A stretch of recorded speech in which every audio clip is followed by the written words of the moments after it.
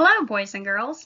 Today, we're going to do kind of a different story, a special story, because this is a story that I wrote. This is Drip Drops, and down at the bottom it says, written and illustrated by Amanda Delaney Gross, and I am Amanda Gross. So, yes, your teacher is a published author. If it says illustrated, that means that person drew and colored the pictures. So, I not only wrote the words to the book, I also illustrated. I drew and colored all the pictures in the book as well. So this one's my story, very special story. It is published, it is out there. It's on the market today.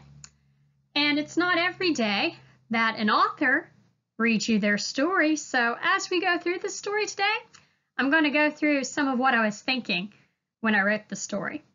So I have drip drops, and right away, we think about it, we see all this rain on the page.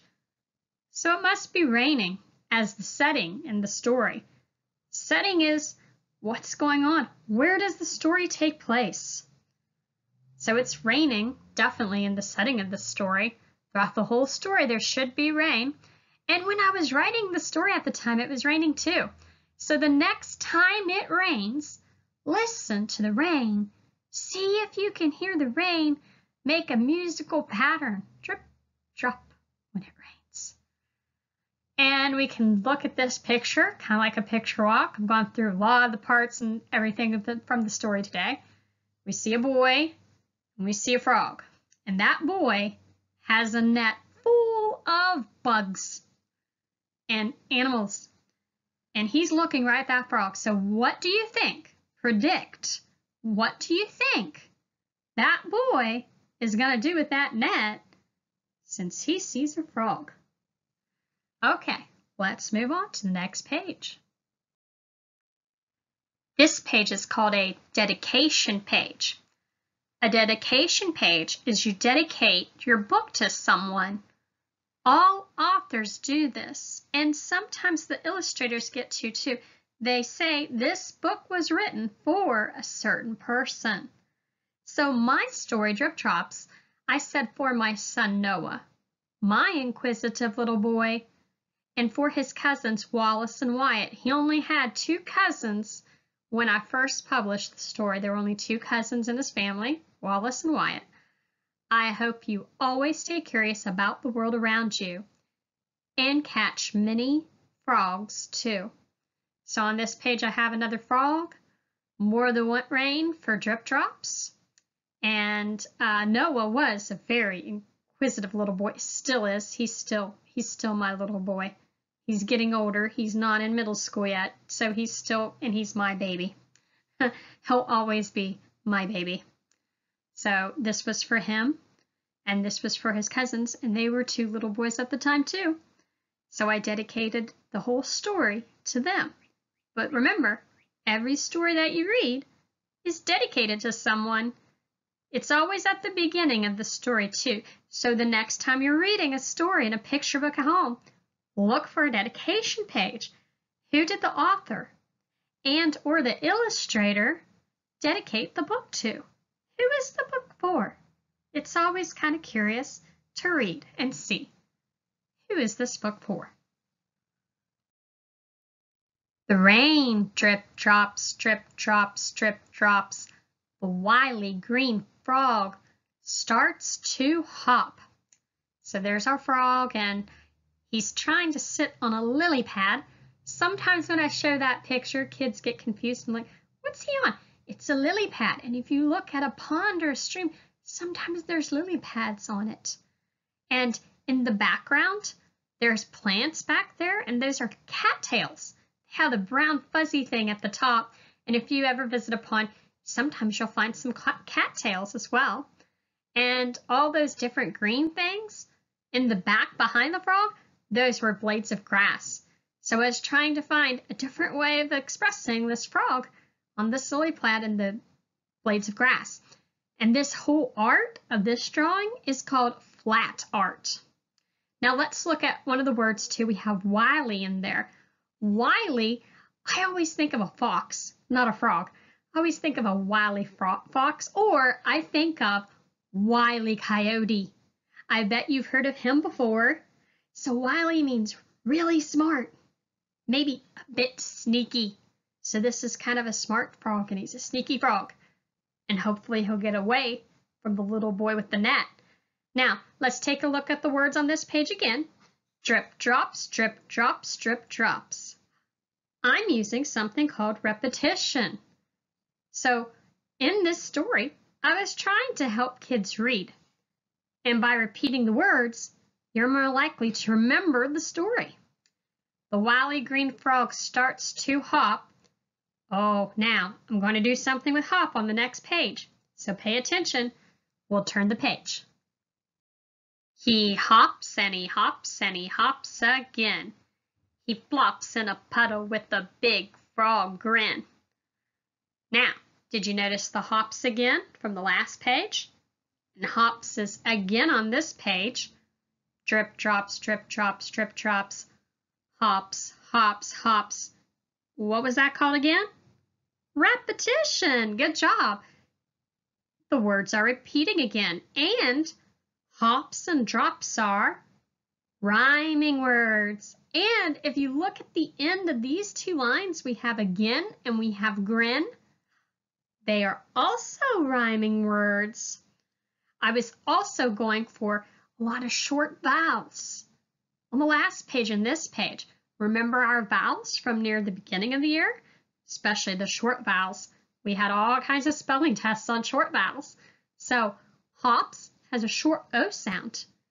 Again and grin have the short I. And I was playing with two words too that are spelled differently because again spelled very differently than grin. It doesn't follow our normal spelling words. Look at that. Sometimes there are words in the English language that kind of break the rules. Again is one of those. Again kind of breaks the rules. Doesn't really go two vowels go walking first one does the talking because it's a short I. And you can hear that short I in there.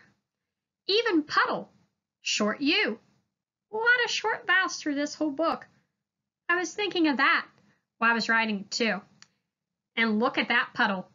He flopped in a great big water puddle. Now, boys and girls, sometimes writers and illustrators make mistakes too. So the last page and this page, I had to recolor it because you know what I did? I colored the water puddle green at first when I first made up the drawings for this. And I colored that lily pad blue. So I messed them up. I had to do it again. I didn't quit though. I kept going. I just had to redo my coloring. And it turned out okay. There's all those raindrops again. And that frog is having fun. He's flopping in the puddles. He hasn't seen that boy yet. When he sees that boy, I bet life will get more interesting for this frog. A boy in a raincoat piddle paddles his boat. So there's the boy. He's finally showing up in this story.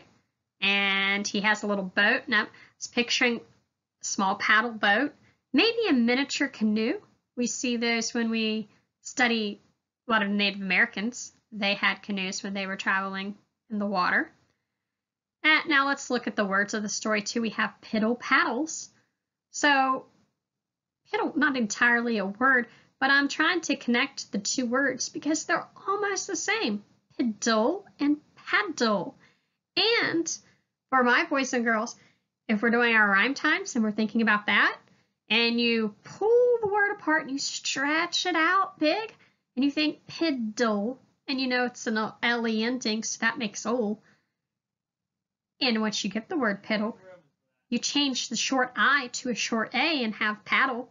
Add the S, you'll have your paddles. Piddle paddles his boat. So even back then, even before rhyme time was a thing in the classroom, I was still thinking of strategies to help kids remember the story and to help them read the story, like piddle paddle. The boat whistle gives a toot. The boy stops his boat in his yellow suit. So there's the toot from the boat whistle. And I don't know entirely how he got that boat whistle, but I was picturing something maybe a kid would have put together on his own if he was bored and outside and had some extra time on his hands, maybe he could figure out a way to make a whistle. And he has a little string there to pull it with. I had toot and suit as, what are those again? Yes, that's right. They're rhyming words. And look, spelled differently again. Toot is spelled with a double O, and suit is spelled with a U-I.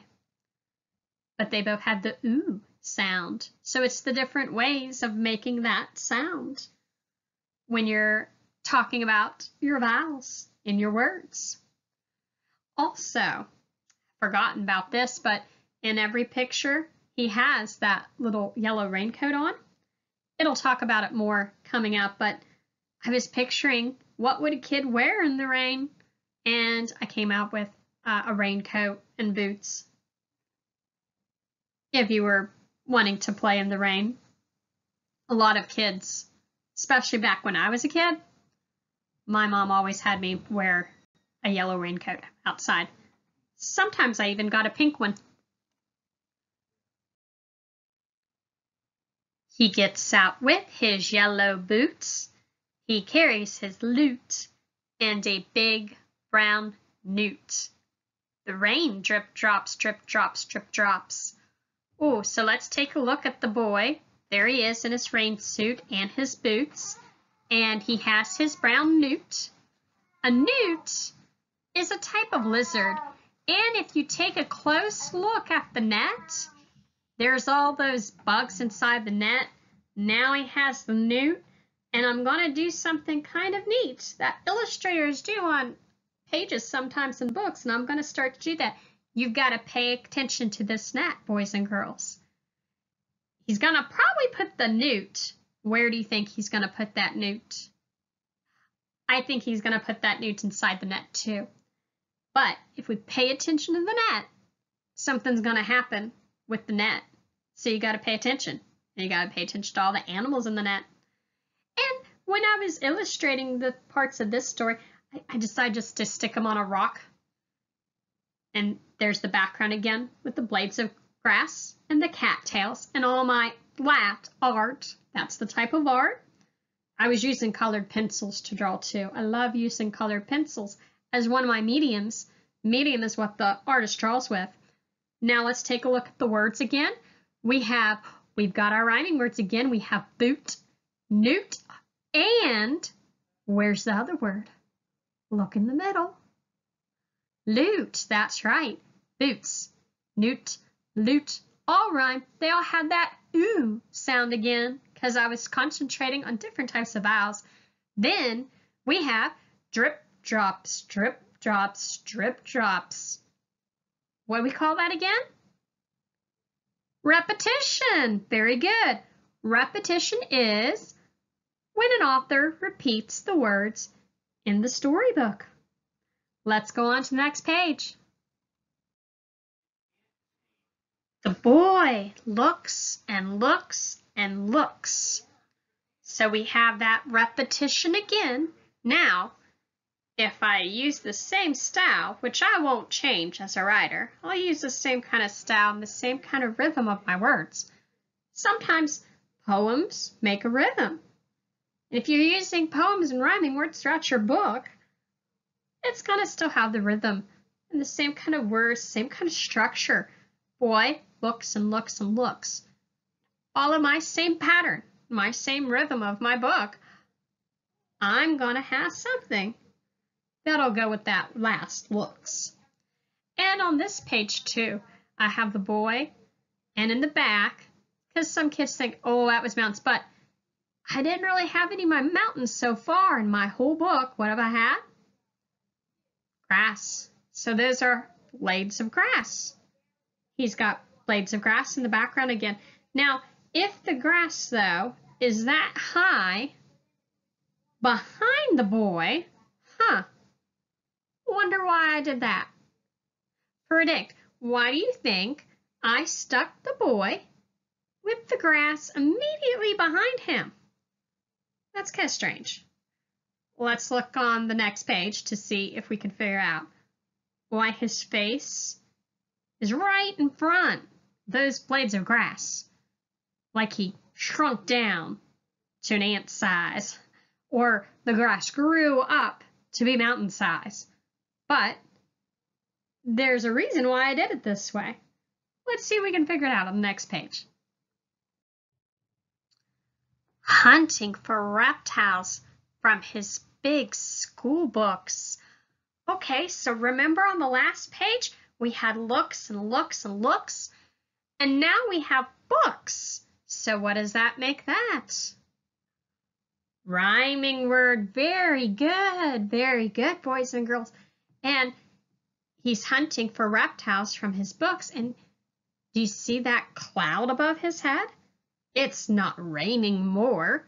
It's a thinking cloud. Sometimes you see that in things like cartoons and comic book strips, and you'll see a character, and it's like a thought bubble or a cloud above their head, a thinking cloud.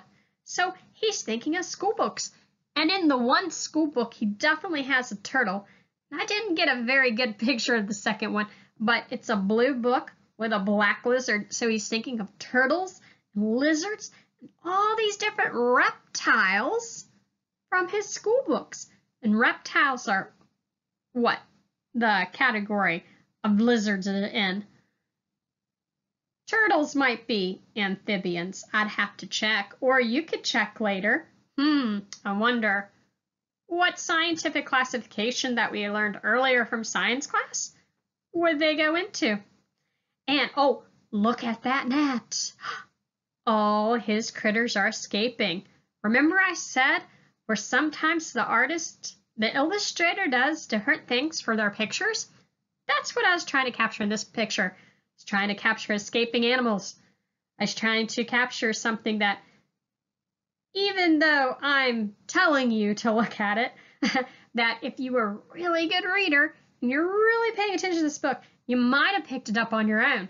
You might have picked it up that he dropped that net and all of his critters are crawling out everywhere while he reaches down and picks up the rock and beneath it finds a ladybug. But he's going to have to go get those critters again. I don't think they're all going to be back in that net though. So you've got to pay attention. One critter is going to escape. Wonder if you can look very carefully on the next couple pages, see if you can figure out which one escapes. Kind of like a game. Let's make a game of it. Let's see if you can figure out what actually escapes.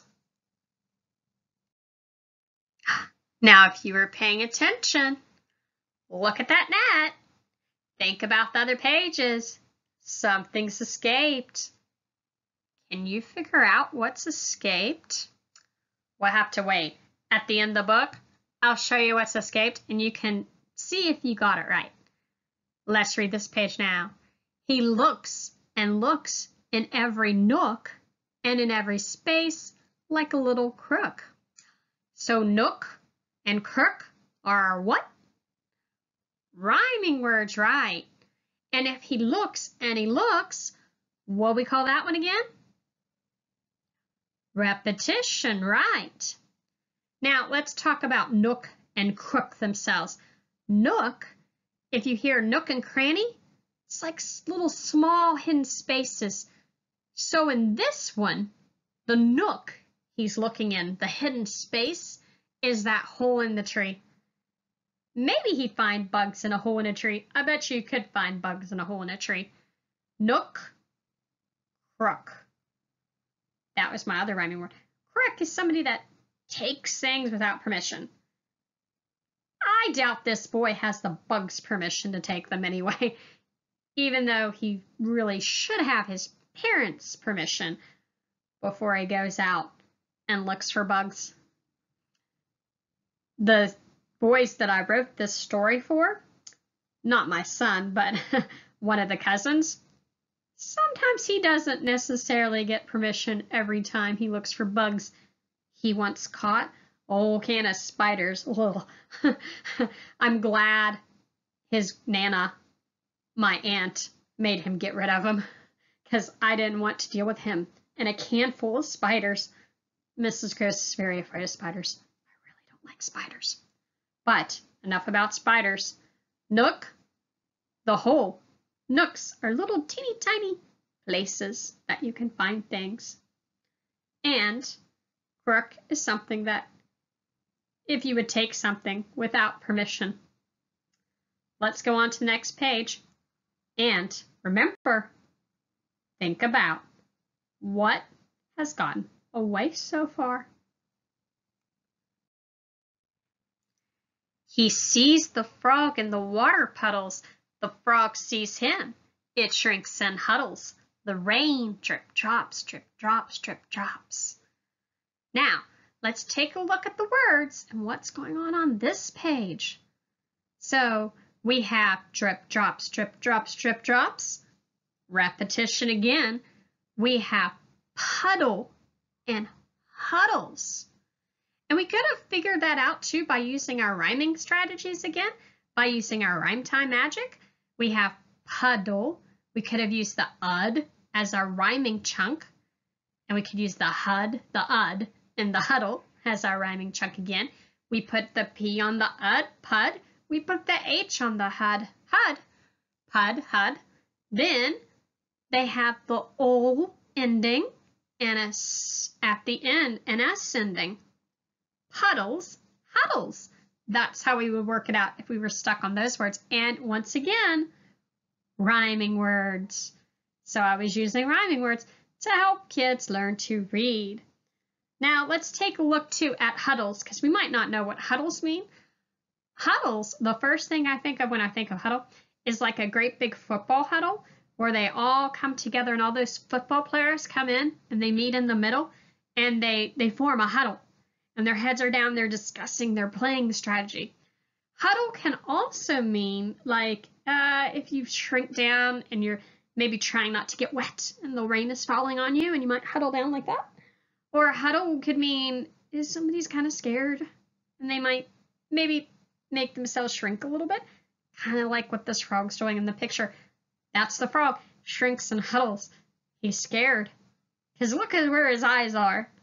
His eyes are on that boy, and that frog looks scared to me because that boy is coming with his net. Oh, look at the net. Do you know what's missing still? Getting closer to the end. The boy runs to catch the frog, but he trips and falls over a log. The rain drip drops, drip drops, drip drops. Oh, yep. There's the boy, and there's the log. There he goes, tripping. And the frog is almost caught, but since that boy is tripped, I don't know. Uh-oh. Let's take a look at the words. We've got drip, drops, drip, drops, drip, drops again. That's repetition again. We have frog and log rhyming again. We have several short A's in here, not exactly rhyme, but falls. We have trips. We have catch. It has the short A. We have the TCH all coming together in that word. So if we use our word strategies, we can figure this whole page out and be able to read it without me actually helping you. Now, let's talk about the art on this page too. I had to look at certain pictures in order to draw this scene. What do you think I had to look at? I had to look at a bunch of pictures of people falling down. So I had to go and research. Sometimes you have to do that as a writer or an illustrator. You have to research. So I had to research and look at pictures of people falling down, and children in particular, to get this to look like a boy falling down over this log. The boy's not hurt, but he shakes his head because, by golly, that frog has fled. Oh, poor boy. But at least he's not hurt, and the frog fled. That means that frog got away. So he made it, even through the boy during the story, chasing him all over the place. Let's look at the words again, the structure of those. We have the two ending words. We have head. We have fled. There's my rhyming words. We have short E sound, fled. We have golly. Golly gee whiz.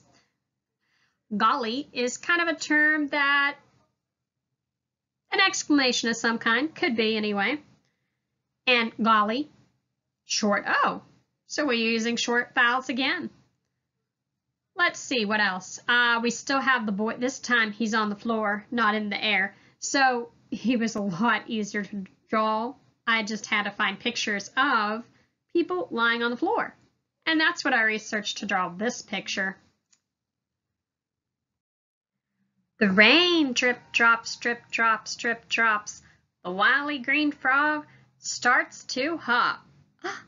Look what I did.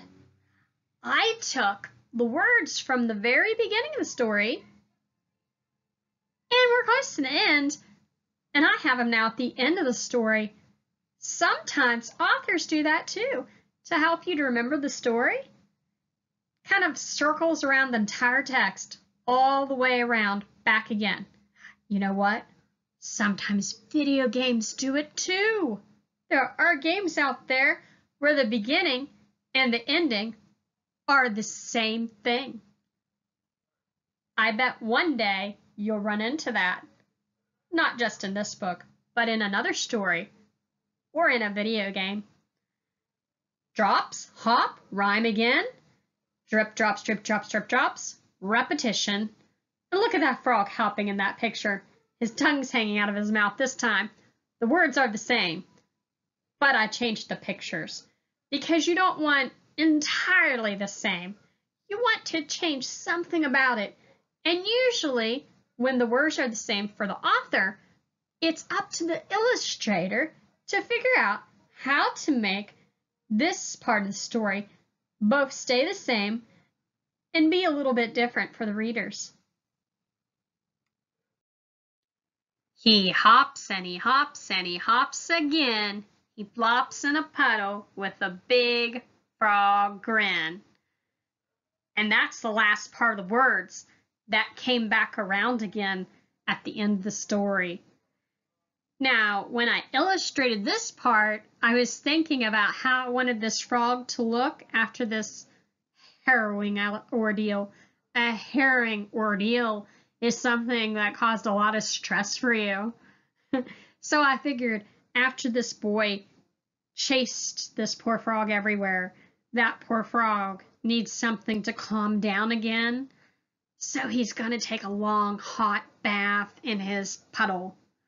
Maybe it's a cold bath. I don't know. I bet the frogs would rather have a cold bath than a hot bath.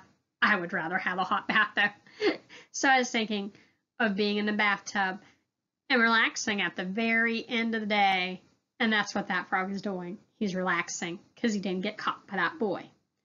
Now, reading detectives. Did you come up with what got away from that net in the story? The next page, we will find out. And did you get it right? Reading detectives? That purple worm or snake. I'm not really sure what I was going through for as the author of the story, but that's what got away from the beginning of the story. Did you get it right? Reading detectives. And this page is interesting because there's no words on it. If you got all the way back there and you went, why did that go? What did this illustrator just stick this in there in the middle of nowhere?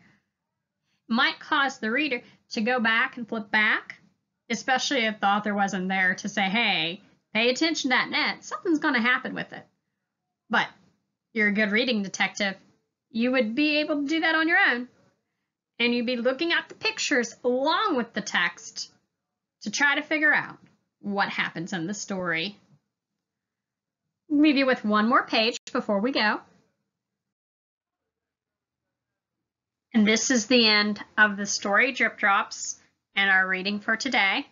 I wanted to show you the back cover though. As the illustrator, I enjoyed making this part, the back cover, and showing the back of the boy and the frog. Sometimes in storybooks you'll see that too. So the next time you pick up a book, look at the front, yes. Definitely look at the inside. See what it's about.